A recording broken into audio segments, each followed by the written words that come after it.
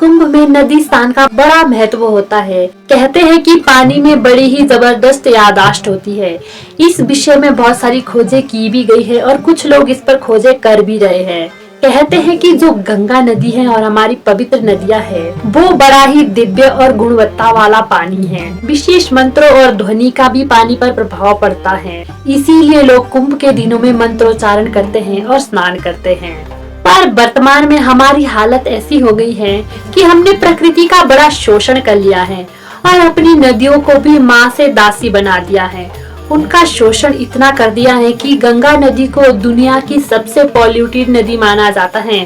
तो मेरी सभी से ये विनती है कि जहाँ हम कुंभ को मना रहे हैं, हम उस पर एक विषय ये भी रखें कि हम अपनी नदियों को किस प्रकार पवित्र बनाए रखें, उन्हें किस प्रकार साफ रखें और उन्हें गंदा ना करें। करोड़ों लोग अपने पाप धोने तो वहाँ जाते ही हैं, पर उन्हें इस विषय पर भी सोचना चाहिए कि वो करोड़ों लोग जरा मिलकर ये कदम भी उठाए कि वो अपनी नदी को साफ कैसे करें, उसकी पवित्रता को पुनः स्थापित कैसे करें। ये गंगा मैया के लिए और अनेक नदियों के लिए एक परम सम्मान होगा। पर आज के मनुष्य की विडंबना ये है कि हमने कुंभ को भी अपनी वासना का ही एक क्षेत्र बना दिया है। हमने कुंभ को भी अपने ही कामों के लिए एक प्लेटफॉर्म बना दिया है। सोशल मीडिया को खोला जाए तो उसमें हमें ऐसी ऐसी पोस्टें दिखती हैं जिसने कुंभ को भी एक बॉलीवुड की पिक्चर की तरह बना दिया है। खबरें ऐसी आती है कि नागिन जैसी आंखों वाली लड़की, सबसे सुंदर लड़की, ये सबसे सुंदर लड़का, और वो वायरल हो रहे हैं।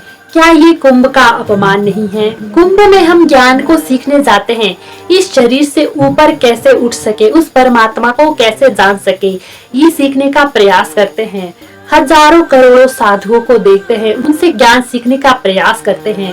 पर कुछ लोगों को तो वहाँ जाकर भी सिर्फ इसी चमड़ी की बातें करनी है और उसे ही फैलाना है। मेरा सभी यूट्यूबर से और न्यूज रिपोर्टरों से बड़े ही सम्मान पूर्वक यह आग्रह है, कुंभ को ज्ञान के लिए आयोजित किया जाता है तो आप संतों का ज्ञान दिखाइए, उस गूढ़ ज्ञान को जनता तक पहुंचाने का प्रयास कीजिए, ना कि बेफिजूल की बातें कीजिए। नागिन सी आंखों वाली लड़की, सबसे सुंदर साध्वी, हम ये बोलकर ज्ञान का नहीं बल्कि शरीर का सम्मान कर रहे हैं, और वो भी उस शरीर का जो कि नाशवान है।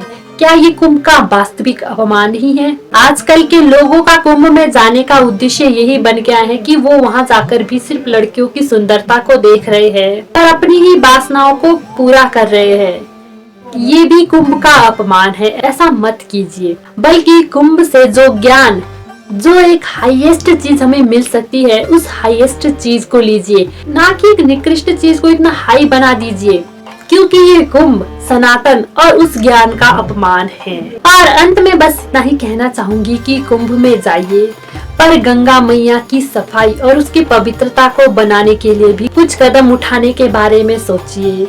स्वयं को शुद्ध करने के लिए गंगा मैया को अशुद्ध मत कीजिए, बल्कि प्रकृति और ज्ञान का सम्मान कीजिए। मेरी बातों को बड़े ध्यान से सुनने के लिए धन्यवाद। अगर यह वीडियो आपको अच्छी लगी हो तो वीडियो को लाइक, कमेंट और शेयर करना ना भूलिएगा, और ऐसी ही और वीडियो देखने के लिए चैनल को सब्सक्राइब कर दीजिएगा। मिलते हैं अगली वीडियो में, तब तक के लिए खुश रहिए, खुशियाँ बांटिए, अच्छे कर्म कीजिए और ईश्वर का नाम लीजिए। जय भोलेनाथ।